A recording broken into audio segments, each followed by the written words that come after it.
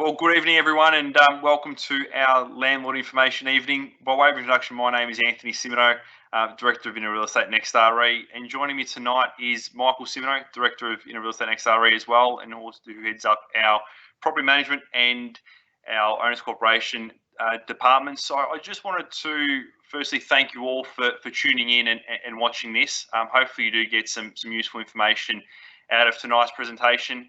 We'll be touching on both property management and also sales, and what sort of the effects that, not to shy away from it, this global pandemic that is coronavirus has placed on the Melbourne property market. We've got a few questions that we'll sort of cover off on both aspects that we're sort of getting on a daily basis from our customers that we're speaking to on a regular basis.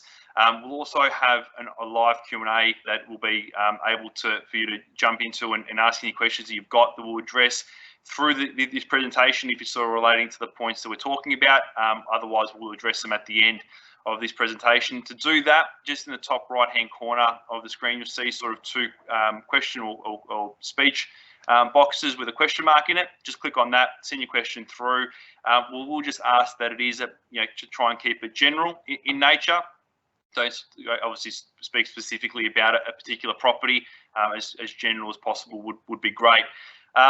So in saying that, I just wanted to quickly say a quick thank you to Michael for all the work that he's done in the background over the sort of last 18 months, not knowing what we're sort of coming into, but just in the way of making our office completely digital. All our staff is able to work remotely quite easily, from the road. So it's going to make our lives a lot easier at the moment, but even in moving forward, to be able to access any information and to do our work from remotely is going to be a massive help. So I guess at this point, I'll introduce Michael, and I guess Michael probably start off with just giving us a rundown or a brief overview of what's happening in the rental space.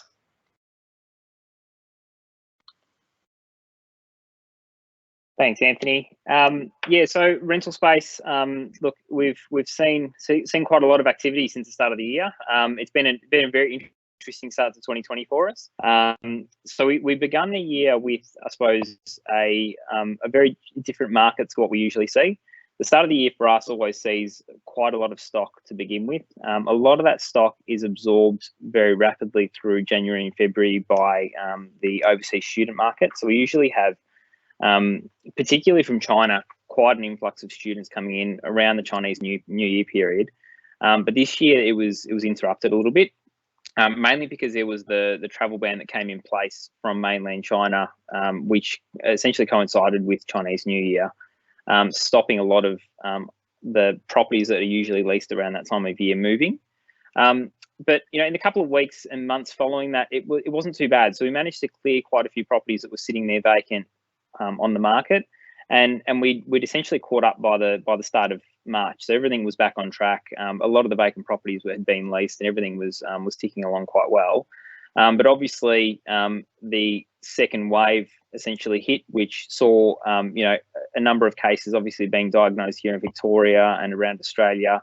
So the government's taken a pretty hard stance and obviously imposed some pretty heavy restrictions. Those restrictions have banned, or I suppose they've had a twofold impact on our market. So obviously the international travel ban has seen a significant reduction in international people coming into Melbourne. So both from a tourism perspective as well as migrants migrating for study and other reasons. And we've also obviously had an impact in terms of being able to move around. So you need a valid reason to be outside at the moment and to be moving around. So what that's meant for our market is that we've seen another large influx of stock into the rental property market, particularly in the CBD and surrounding suburbs. So at last check, which was this afternoon, there was over 6,000 properties available in the Melbourne CBD. And to give you an idea, during our usual January, February peak, that usually hovers around 2,000 or 3,000. So we're essentially double the vacancy rate or the becoming available rate to what we usually see during our busiest time of year. And the main reason for that has really been short-term accommodation. So we've been saying for a number of years, there's been probably about 20% of the housing stock in the Melbourne CBD has been absorbed by short stay operators or Airbnb type accommodation. With the ban on travel, all of those properties are no longer profitable for the people running them. So whether they be tenants that are subleasing them as Airbnb, or owners using them as Airbnbs themselves, those have been removed from the market. So that's obviously had a pretty drastic impact on the supply side. But then on the demand side, obviously, like I've said, international travel bans mean that obviously no permanent tenants can come and arrive here in Australia like we usually expect. So that's impacted the demand side pretty significantly too. So that combined with the fact that we're restricted in the ways, in the types of inspections that we can do, has meant that it's been a little bit more difficult, I suppose, leasing some properties. And obviously you're going to start to see vacancy rates begin to creep up, where we've been operating in a really good market for the last few years, where vacancy rates have always been around the 1-2%. We could see those creeping up to to close to 10% over the next month or two. Yeah, so just I guess touching on what you were sort of talking about there with restrictions that are sort of coming in to the rental market through open for inspections, and I guess there was a few sleepless nights we had over the weekend with Consumer Affairs coming out and saying that no longer could you conduct private inspections. So we know that there was restrictions from stage 3 that stopped us from doing open for inspections and auctions. How are we sort of going about with advertising properties and showing prospective tenants through in these sort of times? So we've been doing that, I suppose, slightly differently to what we've been doing previously. I might actually just share a slide with you now. I'll just pull that up on the screen in 2 seconds. There we go. So this is our new, I suppose, inspection and application process. Very different to what we've previously done. Previously, it's been a matter of essentially advertising a property online. If you're interested in the property, you inquire on it as a tenant. You come through an open for inspection, or we arrange a private inspection for you to come and see the property. Following that, you make an application. We discuss it with the owner. If the owner approves, then you pay the deposit and you've secured the property. We've had to change the way we do things pretty drastically. So we've been recording videos on properties, new properties coming to market for probably about 18 months now. We're now extending that to all properties that are becoming available. And that is now how we expect our tenants to initially inspect the property. So they do an initial video inspection of the property using the walkthrough video. And these are videos that are taken essentially just with an iPhone, but they're clear enough on the wide angle to be able to see exactly what the property looks like. And they're fairly detailed. So, some of them go in as much detail as, opening up cupboards and looking inside different parts of kitchens and things like that. So people get a real feel of what the property looks like. And you also get a bit of an idea on space and layout and things, which you don't necessarily always see in photos. So based on that, we're asking tenants to submit an application. Once we've received an application, we can actually begin work on processing that application, having a discussion with you as a landlord seeking your approval, and then taking the tenant through or the potential tenant through the property before they pay the deposit and finalise the tenancy. And look, it's been really successful to date. So we've been able to secure quite a few tenants using that methodology. There's not been really too much pushback from potential tenants about it either. I think everybody's essentially embracing the digital aspect of what we're trying to do. And like I said, it hasn't been a huge change for the team because we have been doing it for quite a few properties already. It's just essentially changing the way we deal with our tenants, up front rather than at an open for inspection first. It's making sure that we I suppose vet the tenant before they come through. Yeah, I think the other thing too, which is important, is we've sort of taken these decisions a bit earlier with regards to marketing properties, because I think rentals have always marketing has always just been taken for granted that you can take some photos on an iPhone and pop it up online and that's suffice for a tenant to put an application in. But I think we've also introduced recently the professional photography and upgrading properties to feature ads on the major portals, and I think that changes the perception as well and the look of the properties, because you're standing out from the pack. And when you mentioned that there's 6,000 properties on the market for rent, you really do need something that's going to catch a prospective tenant's eye. And having sort of poor quality photos, obviously that doesn't help in presentation. So invest in that little bit of money, which it is from a landlord's perspective. Invest in the money in good quality marketing. Obviously pays dividends later on down the track with being able to get more inquiry and more of tenants that are interested in the property. Just another question for you, Michael, that's been, I guess, spoken about quite a lot is the tenants requesting rent reductions or rent-free periods. I know that our Prime Minister Scott Morrison announced a 6-month moratorium on rentals and evictions and those sorts of things. How are we sort of addressing that, and what are our processes and systems that we've put in place? Yeah, so there's been quite a bit of communication around how to deal with moratoriums on rents and all that sort of thing. So I suppose it's important to distinguish between the fact that there was a federal government announcement by Scott Morrison probably 2 or 3 weeks ago now, which was the moratorium on evictions. So that essentially means that for a 6-month period from the 29th of March to the 29th of September, there is a ban on evicting tenants. But it doesn't mean that there's a ban on obviously collecting rent. So 2 very different things. And that's where there was a little bit of confusion at the beginning around that. There has been a bit of clarification around that, both from federal and state governments recently. The state government here in Victoria made an announcement today which clarified a little bit around what support packages they were actually introducing and how to go about having these discussions. In the absence of that, the way we've been approaching it is very, very pragmatically. So it's an extremely stressful time for everybody, for tenants, for landlords, even for us as well, having to deal with numerous amounts of inquiries coming through from tenants saying, I've lost my job, I can't afford to pay for my rent. People seeking rent reduction just because they're working from home. There's been a whole range of requests that have come in.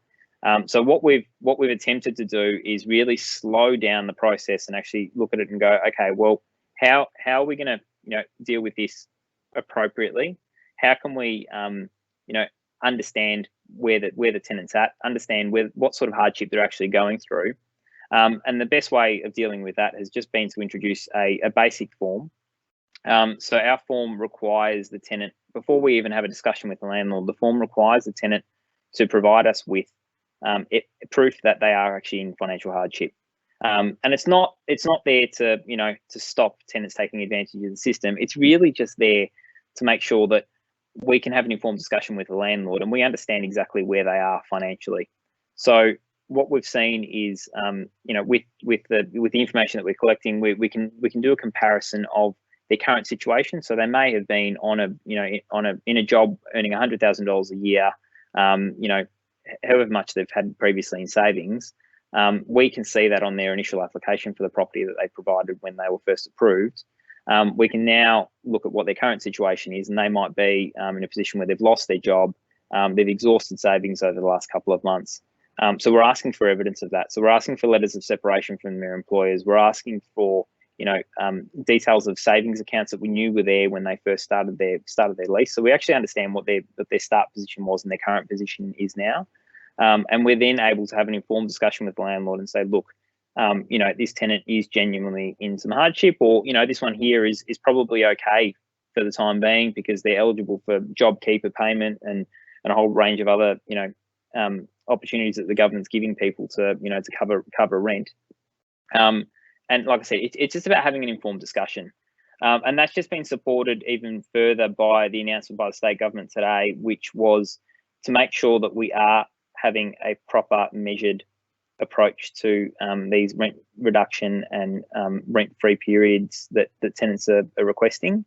If there's, I suppose, a circumstance where tenant and landlord can't agree, and we've received all the information that we need to receive, they have actually introduced a new process now where we can go to Consumer Affairs for dispute resolution, which I think is a fantastic move, because unfortunately there is a few circumstances that we have here in the office at the moment where tenants are just refusing to pay rent and also refusing to fill out these hardship forms. So we're potentially stuck in a position where the only other option is to serve them a notice to vacate and proceed to VCAT. So having that dispute resolution in between, I think, is a fantastic move, and being able to to be able to use that government resource, I think will be quite beneficial for us.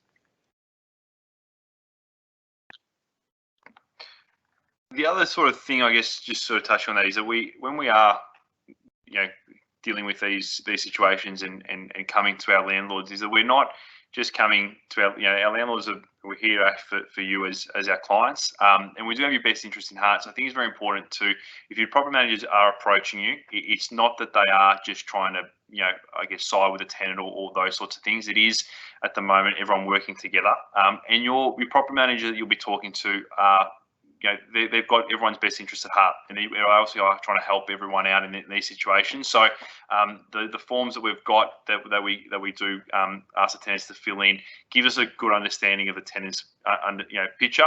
We also appreciate our landlord's position as well. They've got bills and mortgages on these properties, so we understand the complications of not receiving rental is. So that sort of leads into the next question I was going to ask Michael around rental arrears, because I guess in times like this, you may have some people that will try and take advantage of the situation and go, well, I'm not going to pay any rental. How are we sort of dealing with, arrears becoming a bit more difficult to handle? Yeah, so look, that's a really good question. We are seeing arrears slowly begin to creep up. Not as bad as what most would expect. It's probably concentrated in a few particular areas, but the approach that we're taking with arrears hasn't changed, and it won't change. It's still a zero tolerance approach to arrears. We try and engage the tenant as early as we possibly can. Obviously, we can monitor arrears from day one. So if they're a day late, we can obviously get in contact with them, and that's the approach that the team are taking. So we're getting on the phone. We're trying to understand the tenant's position very early on before it gets to the 14-day point. If we're still having that discussion at the 14-day point, obviously the Act still allows for us to serve the tenant a notice to vacate and can commence VCAT proceedings against them.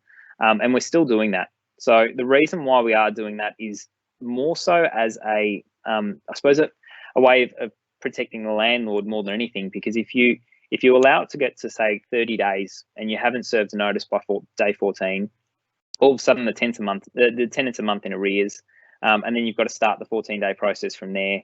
It could then take another month, possibly two at the moment, to get a VCAT hearing. So by the time you actually sit down at VCAT, your tenant could be potentially 3 months in arrears, and your bond's not going to be enough to cover that. So the way we're approaching it is jump on it like we usually do at 14 days, submit an application to VCAT as soon as we possibly can, and just follow the process through from there. We haven't heard anything from the government. Whilst there is a ban on evictions, there are some exceptions. They haven't defined what those exceptions are, but I'm sure that they'll leave it up to a member to use discretion. And look, our view has been, if we make every effort to try and engage with the tenants, but they're not making the effort to respond, or they're ignoring our calls, or they're ignoring emails, then it won't play out all that well in front of a VCAT member, because we've tried to make every effort to make contact with them. So look, from our perspective, it's all about making sure that we do what we can within the power that's available to us and within the Act, and making sure that obviously we're meeting all the compliance obligations there as well. Well, that's really helpful information. I guess it's we're not taking we're still taking a zero tolerance towards rental arrears, which is important in these situations. If they haven't sort of expressed their hardship to us, and if they're not in financial pressures and situations, so we're not going to just bend to those sorts of things if they are in a position where they've still got jobs, they're still creating got a form of income. We still expect our tenants to pay their rent, which is very important. That's sort of got at the moment in terms of questions regarding rentals. Mike, we might there's a couple of Q&As that have come through, which we might touch on a little bit later on. Nothing sort of specific to what we've spoken about at this point. Yep, that's fine. So maybe we can throw to yourself, Anthony, and ask a few questions around what you're seeing on the sales side. We've heard a little bit about the rental market, and obviously there've been quite a lot of properties there available in the CBD. What are you seeing on the sales side? Obviously, it was a pretty fast start to the year, and there's quite a lot of sales happening. What have you seen over the last probably month and a half, and what do you expect to see over the next little bit? Yeah, it's interesting. Like you just touched on, it was a really exciting sort of start to 2020. The first quarter, then there'll be our inner report that will come out in the next probably the next week. That'll sort of touch on the first quarter of 2020. But it was an amazing start to 2020. There was 407 sales that were made in the first quarter. Of that, 311 of them were made in the first 2 months. So we're on track, to make for our main areas. And when we sort of talk our sort of core areas, it's Melbourne CBD, the St Kilda Road, Queens Road precinct, Docklands, and South Bank as our sort of 4 core selling areas. So in those areas, there was 407 sales, 311 of those in the first 2 months. So we're on track to sort of see 500 sales in that first quarter, because March is traditionally a very strong selling month. A lot of auctions sort of come into that play there. So, and it was a different market for us. I mean, we saw days on market drop below 40 days for the first time in how I've been long in the city. So that's 8 years. I've never seen it so low. And we saw great numbers that open for inspections. Multiple offers on properties and people achieving some really high sale prices, which was really exciting and really great to see that the apartment market performing really well. There was even articles written in the papers that that there was going to be some price growth in apartments. So very different to the doom and gloom that everyone had been talking about in years before, where they were talking about oversupplies and these sorts of things. It was finally starting to shift and turn in the right direction. And then all of a sudden we're thrown a curveball that is coronavirus and things that the brakes sort of came on it a little bit. But what we've found is that we've seen weeks where we would have 50, 60 inquiries on our properties to the last couple of weeks, we're only receiving sort of 5 or 6. The quality of listings that we've got at the moment that we're selling is no different to what we were selling at the start of the year. There's still the same caliber of properties. It's just that we've probably implemented a few things that have stopped people from having to inquire. So we've also done property walkthrough videos. We're doing 3D virtual tours. We're giving prospective buyers information around owners corporation fees and council rates and all those sorts of things. So they're able to make probably an informed decision before even having to go to an inquiry point. So we would like to see those numbers obviously increase. But I think that will over time as people sort of start coming back into the market. But yeah, it is a sort of an interesting little period for us over the next couple of months to see what sort of happens. Yeah, so there was a little bit of back and forth over the weekend as well, Anthony, about the doing private inspections on occupied properties. I know we assess that in the rental side. The majority of our properties are occupied, and we obviously want to try and minimise vacancies as much as possible. So, doing inspections, particularly privates at the moment, are important on occupied properties. How are you, and I suppose from a sales perspective, how are you dealing with not being able to do open for inspections like we have previously, and now that we can obviously again do private inspections on occupied properties? How are you handling that? Yeah, it's a little bit, I guess. Also, you can't do public auctions anymore, so that's one thing that's been taken out of it. For us, the auction, not being able to do auctions hasn't really affected us too much because we're never really a heavy auction office.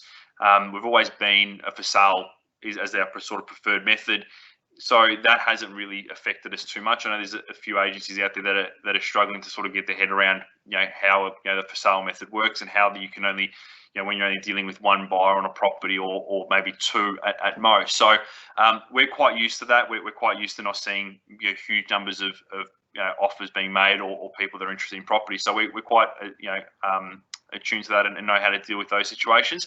With doing inspections, we are, I guess, still doing an open for inspection as such, but a little bit differently.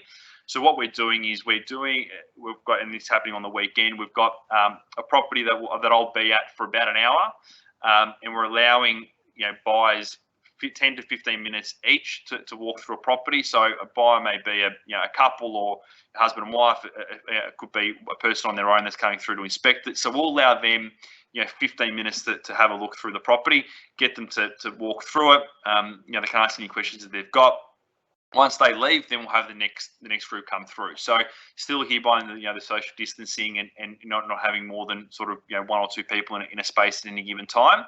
And what that's doing is it's creating a bit of a sense of urgency and a sort of a bit of a fear of missing out on the property, because people are seeing another person walk in as they're walking out for the same property. So it's still creating that urgency and that sense of there is interest in a property that you get from a traditional open for inspection, but just in a different way. And that's worked really well. You sort of see buyers' body language change when they see another person entering the property that they've just exited from. So that's sort of what we're trying to do, and obviously trying different things. People have adapted pretty well to that, and we're also finding that when they are coming to an open for inspection, to inspect the property, they understand what they're looking at. They've seen the virtual tour online. They've had a look at the photos that we've taken. They understand all the outgoings that are associated with the property. So for them, and we've always joked about this in the past at open for inspections with buyers, and that we only give you half an hour to look at a property that is probably going to be the biggest financial decision that you make in your life. Whereas now we're only giving you 10 to 15 minutes to make that decision, but it gives people probably got enough information that they've seen online on the property. So when they're coming through quite easily, they're just making sure that what they see has mirrored what they've seen online, and there's no sort of any hidden things that we haven't shown in the property. Come through, have a look at it, and then able to make a decision quite quickly after that. Right. So so that's obviously covering the current conditions. So what would your advice be to anyone that's potentially looking at selling over the next little bit? I know we fielded a few questions early in the year with people looking at selling this year. Would you be going to market now, or would you be waiting until the restrictions are lifted? We don't really know timing on when that's going to happen, but what would your advice be to anybody that's considering selling this year? Look, I'd probably say, and this is not just being a typical real estate agent saying it, but I don't see a reason to sort of wait if you're wanting to sell. And the reason for that is, while we've got these restrictions that are in place, they're going to last, and the government's been saying it for at least 6 months. So we're not going to see probably open for inspections or the ability to be able to do auctions come back for the next sort of 6 months. So what is now is our normal, right? So what we've also found, and what I've sort of been doing over the last couple of weeks, is going back and speaking to a lot of the inquiry that has been sent through from realestate.com and Domain through our website, into our office over that from the start of the year to now, just to sort of get a gauge and a feel of where people are at. And what we've sort of found is there was probably about 500 calls that we've made over the last couple of weeks, and about 10% of those, so give or take 50 buyers, that have still got an appetite to purchase a property, and they're very clear in what they're wanting to do. They're very clear about the price point that they're in. They're very clear about the type of property they want, even down to the building and floor plan of particular buildings that they're wanting to purchase in. So over time, that is going to obviously shrink because of people who've also spoken to have already purchased or they're out of the market. So over the course of the next little while, that is obviously that group of buyers is going to shrink. We're not seeing the large amount of inquiry to come in to substitute what's going to be people buying and moving on. So while I don't like to speculate and look into a crystal ball and say this is what the market's going to do. I'm not going to sort of buy into articles that are written about sort of 30% drops in market or in one way or another. But I guess currently there is still people that are out there that are wanting to buy. There are still people that have a need to purchase a property, whether it's for investment purposes or to live in. So there's obviously no better time to do it than at the moment. It may be that there's some challenges later on in the year. We're not too sure what they are. So if you do have an interest in selling your property, now may be the right time to sort of do it. Great, thanks for that, Anthony. That's really good. So from a Q&A perspective, I suppose we've covered off on our questions in the first half hour. There's been quite a few questions that have come through. So, Anthony, we might just start going through these one by one. I think there's a couple of sales and rental ones in here. So we might just begin with, what we got here? Question from Nairi. So, Nairi, thanks for the question. So it's around landlord insurance. How they've advised, or if they've advised how COVID-19 has affected their policy. So We had a few situations. We had a few landlords actually contact us over the last couple of weeks. I suppose it was mainly after the announcement by the federal government around the moratorium on evictions, wanting to take out landlord insurance at that point for obvious reasons. Now, just for everybody's information, landlord insurance is typically, useful on strata properties, and non-strata as well, but especially useful on strata because it gives you a cover on the contents of the property as well as rent defaults and everything that goes with, obviously, owning an investment property. So there was quite a few, obviously there was a bit of an influx of people applying for landlord insurance at that period of time. So we noticed that quite quickly the landlord insurance company shut down a lot of their policies or restricted rent defaults from their policies. So my understanding is, given that that's occurred, any new policies taken out from essentially the end of March onwards would exclude any rent default on those policies.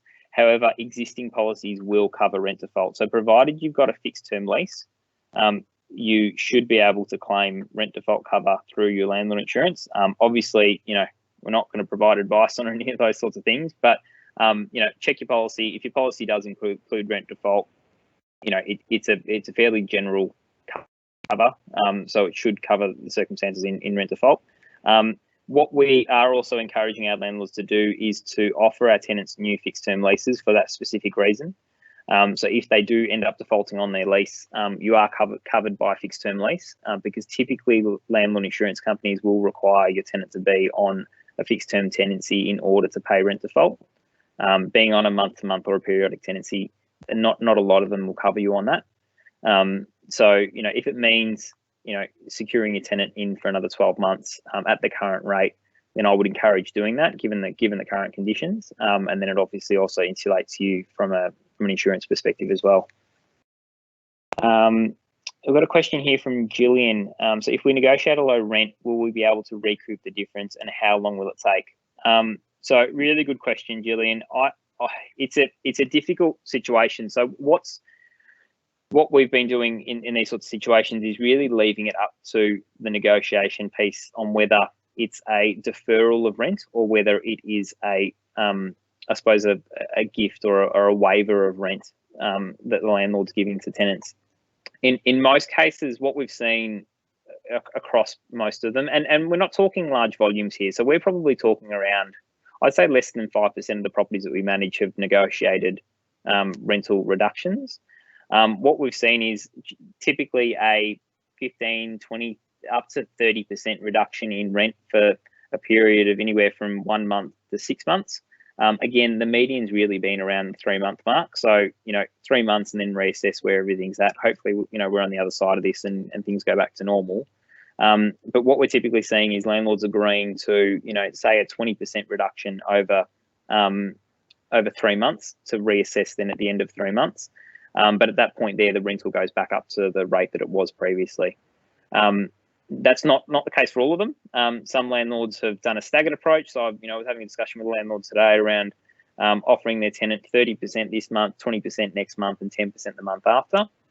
And there's other landlords that have said, look, happy to give the tenant a 50% discount this month, but then that 50% is to be repaid over the following 3 months once things recover and once that particular tenant was getting some government benefit, or was going to be receiving some government benefits in May. So expecting to recoup it. So it's really around, having an open discussion with your property manager about that and explaining to them what you're comfortable with. Because obviously, like Anthony touched on before, we've all got expenses. So we understand that the tenant may have, lost their job or have reduced their hours and are accessing some sort of government benefit. But the landlord's got expenses too. So, you've got a mortgage that you need to pay. You've got, land tax. You've got water rates, council rates, everything that goes with owning an investment property. So you need to be able to cover those expenses as well. So, even the banks are coming out at the moment offering pauses on mortgages. They're pauses on mortgages, but not pauses on interest. So, the landlord is still wearing the cost of the interest over, the 6 month period, and essentially it gets added to the loan balance and extended. So, That's why it's important to look at that situation, and why our property managers aren't putting any pressure on our landlords to accept decreases. It's your decision to make. We're informing you of their position. We're advising you on where they're currently at financially, and then it's for you to make that decision on whether it's a deferral of rent or whether it's a rent reduction, or whatever's going to fit with your financial circumstances as well. Linked to that as well, so rent reduction or rent free applicable to international students. That question's coming from Henry. Henry, again, good question. So with international students, it's a little bit of a different mix. We've noticed over the last little bit that all the government announcements haven't really been pitched at anybody who's not a citizen or PR, which has meant that international students aren't actually able to access any of these government benefits. But on the other side of that, we do require that international students either provide us with a letter of guarantee when they make their application, or show us that they've got at least 12 months worth of living expenses covered in a bank account when they make their application. So really, if the tenant's on their first 12-month stint in a property, there's really no excuse as to why they can't cover the rent. As I mentioned, they should have 12 months worth of living expenses in there anyway. Not all of them are working. Some of them are to help support that. But the majority of them are really supported by parental guarantee or a significant cash balance when they arrive here in the country. So again, it's a case by case basis. And Henry, if you've been in contact with your property manager over the last few days or couple of weeks, obviously encourage you to keep that conversation happening. And we'll obviously work through each case individually. But like I said, if they're in their first 12 months, typically we've done that assessment at the application stage, so there shouldn't be any issues in that first 12 months. I've got a question here from Anonymous talking about the form. So this is the hardship form. We can make that available. It's actually, so there's a copy of the hardship form on our website. So on our homepage, there's a blog there for residential tenants to be able to access the form. So I encourage you to go onto the website, just ire.com.au. Down the bottom in our blog section, you'll see tenant financial hardship form, and there's a link there to the form. So you can certainly access the form there.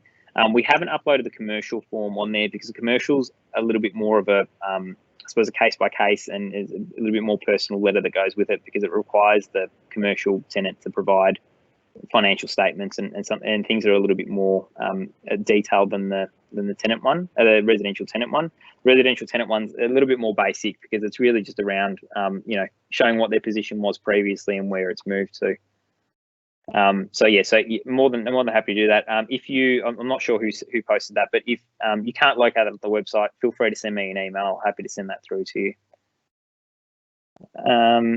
The criteria for a tenant to apply for rental deferment, and how do we qualify them? So the government's come out with a bit of a measure today. Again, this is a state government in their announcement around tenants accessing hardship.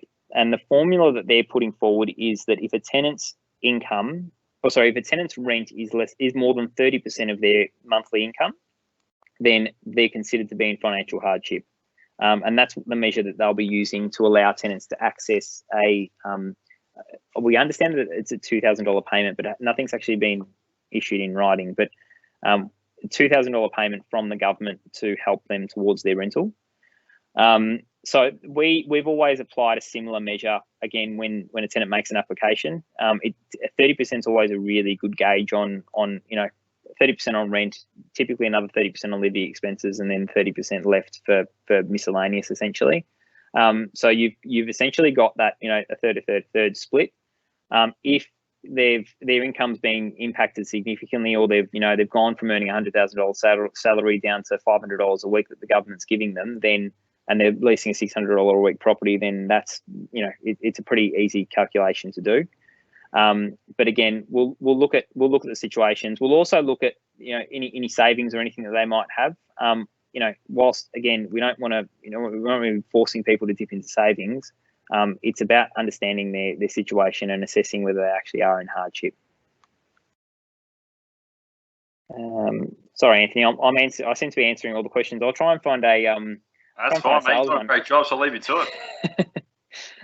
So we've got we do have a sales one. So question here about digital sales of commercial properties. Do you want to talk a little bit about that? Yeah, I can. I definitely. I did see that sort of come through. I guess digital sale, in the sense of, well, I can talk on a couple of things. Not exactly know the gist of the question, but we've got a situation at the moment where we're negotiating a property that's a residential property. The buyer is interstate.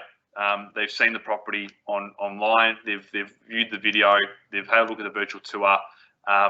And I've had an opportunity to sort of go through the property and FaceTime them there at the property. So they haven't physically inspected that property.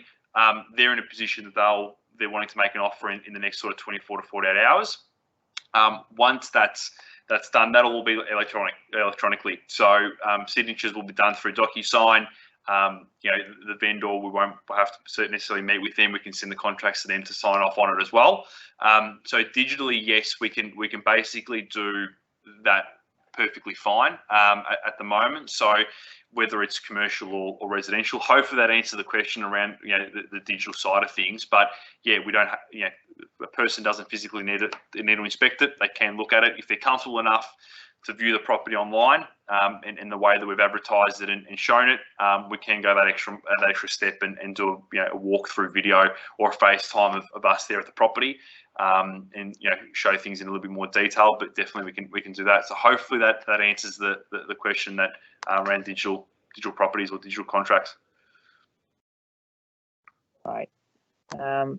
We'll just check the others as well. So digital sales. Yeah, so I might jump in now as well. So Anthony, the access to consumer affairs to settle problems. So there's a question there from Connie talking about obviously access to consumer affairs to settle issues, so the dispute resolution process that they put forward.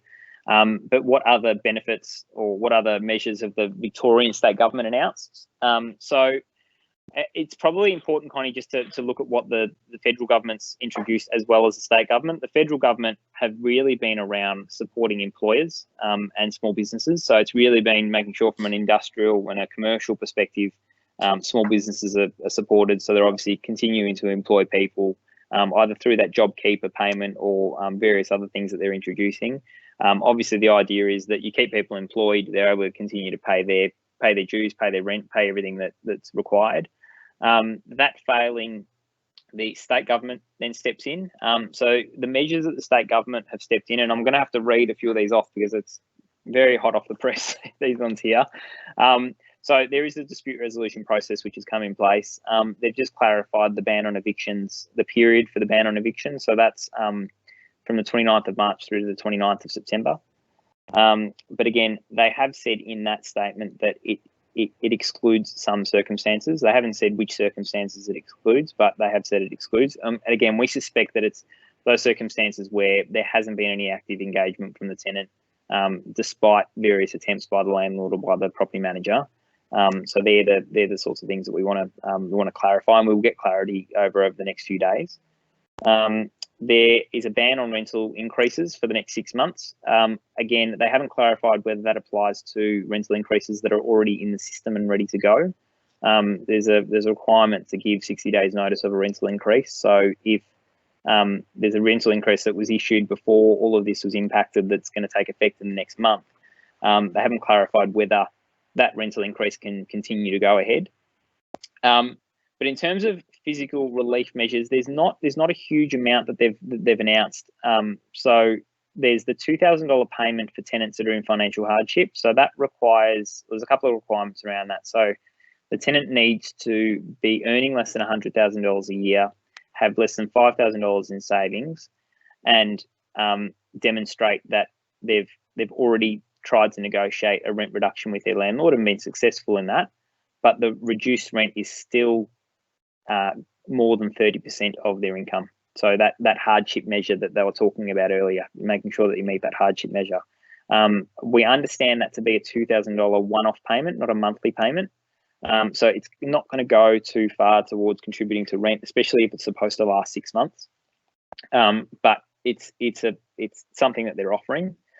On the other side, on the landlord side, to encourage landlords to have these discussions with tenants, what they've done is allowed landlords to access a 25% discount to their land tax, both residential and commercial. Previously, that was just applicable to landlords who owned a commercial property, but now it applies to both.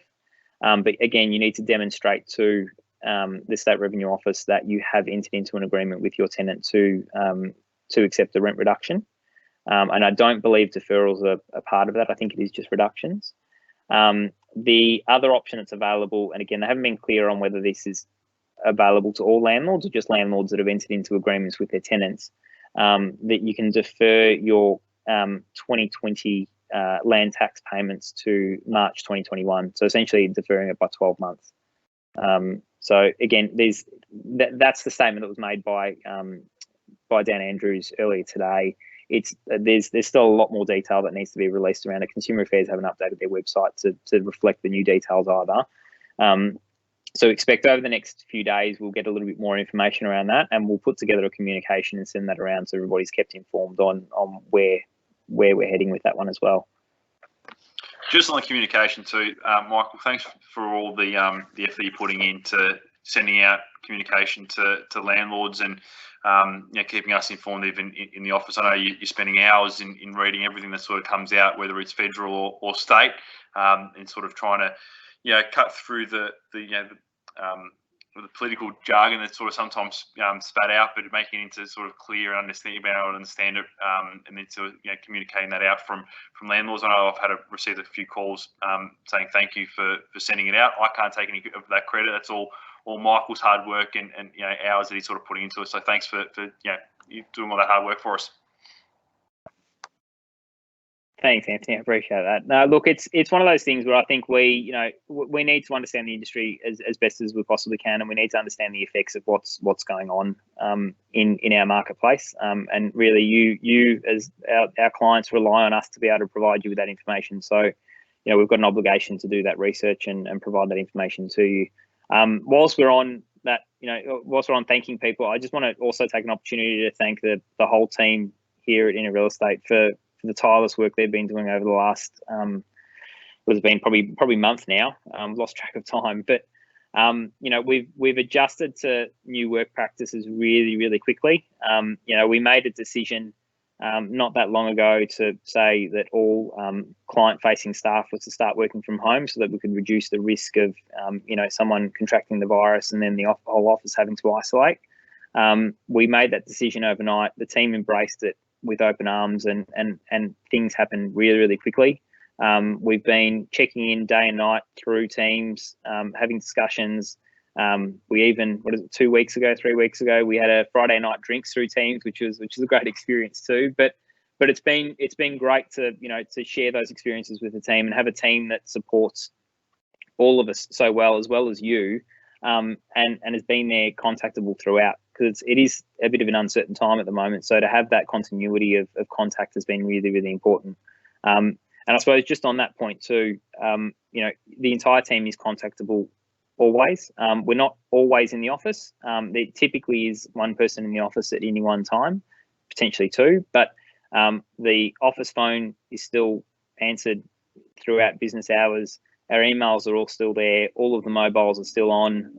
We're all still contactable and responding. We might take a little bit longer, just purely because of the volume, but we're still here and very much contactable. So if you've got any concerns at all, don't hesitate to reach out to any of us at all.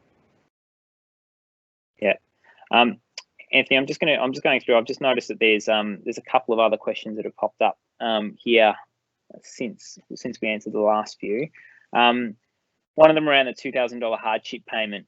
Is it likely to be extended to working holiday residents or backpackers? Tony, thanks for that question. I'm not 100% sure with that. The federal government to date don't appear to be extending too many things to people that are on visas. I know there was an extension of, I think, of work requirements for backpackers, for fruit picking and that type of work. But I'm not sure how the hardship payment is going to be allocated. Again, they've been fairly limited in the information that they've released today. But that's typically been the approach. So they've come out, made an announcement, given us some brief information that we can kind of operate off, but not enough that we can start making decisions on. So I'd expect over the next couple of days we'll start to get a lot more information coming out of that, and then obviously we can we can kind of communicate that to you as it comes through. And then there's another question here, another anonymous question. So what happens in the case where you're about to purchase a property and the current tenants are on a month-to-month agreement? Are we as investors not allowed to evict them? So again, I believe that's going to be one of the areas where it will be, I suppose, what do they call it, the except in some circumstance. So I expect that that's probably going to be one of the exceptions. The notice to vacate is still available on the Consumer Affairs and VCAT website for those particular types. So I would expect that if you are purchasing a property and you're wanting to purchase it with vacant possession, instruct the property manager to advise the tenant that the landlord obviously intends to, or the purchaser intends to move into the property and wants to buy it with vacant possession. Certainly got a lot of stock for them to, or a lot of properties for them to move into. So they've certainly got their pick of property at the moment.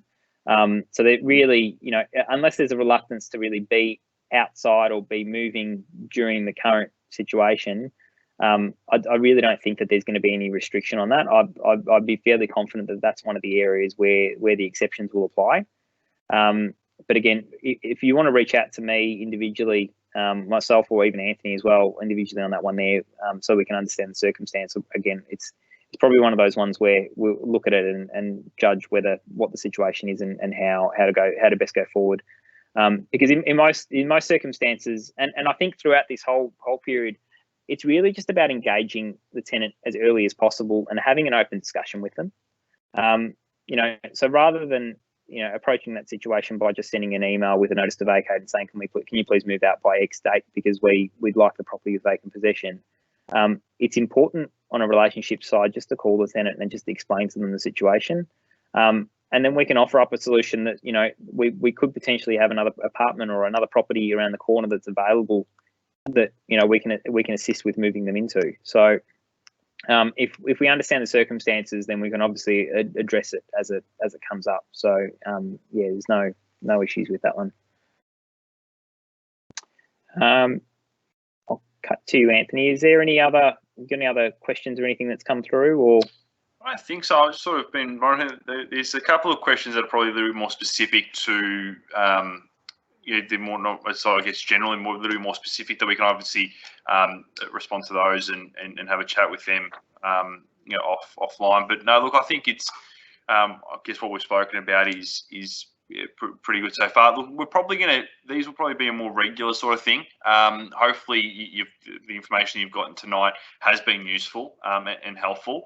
But we probably will do another couple of these, not just through this sort of situation that we're in at the moment, but probably leading into it. I know there's obviously a lot of changes that will constantly be happening in the real estate market, and hopefully it's a good sort of way of being able to broadcast to our landlords and our customers at the moment. So I mean, I'm not sure, Michael, if there's anything else you want to sort of touch on or speak about. No, I think that's it. No, just reflecting your comments there as well. We will start using this a little bit more often. I suppose it's like anything. We've been forced to probably move forward 5 years in the space of a month, in terms of the way we interact with people and everything. So I think this is a really easy way of communicating with people quite quickly.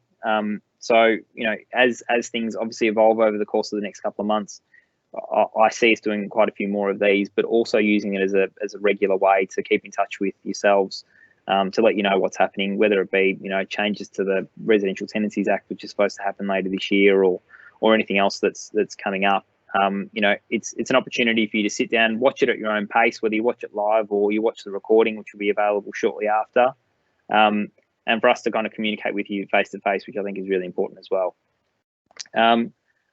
So I think that's about it from us. Thank you everybody who's attended. We've had a really good attendance rate as well. I'm actually quite surprised. We're watching the numbers here of attendees ticking up, and I'd like to thank everybody who's tuned in for this. It's fantastic to see so many people engaged with what's going on. Like I said, the recording will be available shortly after. We'll send around a link to the recording. Hopefully within the next half hour or so, it should be available, and we'll send that around.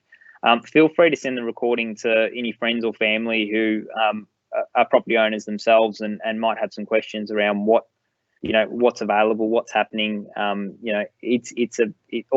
we've spoken about today is very applicable to any property owner in Victoria. So more than happy for them to watch it and see, I suppose, what's come out of the discussion tonight. I'd also like to thank everybody who has contributed through the Q&A. Again, it's been fantastic. We've had 14 questions come through, and they've all been fantastic questions that we've been able to address, and hopefully address them, with the answers that you were looking for. I'd encourage you, if you haven't received the answers that you're looking for, to certainly contact Anthony or myself, or any of the team for that matter as well, about specifics, especially when it comes to specific questions about properties. So my email, michael@ire.com.au, and Anthony is obviously anthony@ire.com.au. Our mobile numbers are on the website, so ire.com.au. Just go to the Our Team section and you can contact us on the mobile, text message, phone call, however you prefer to contact us. We're more than happy for you to reach out. And yeah, look, I think that's about it from us. Just final one. Obviously, everybody try and keep as safe as possible. Socially distanced, like Anthony and I are at the moment. We're sitting in two separate offices talking to you. What do they say? Make sure you clean your hands and everybody stay safe. And like I said, we'll try and do these as much as we possibly can. And thank you again for everybody for joining.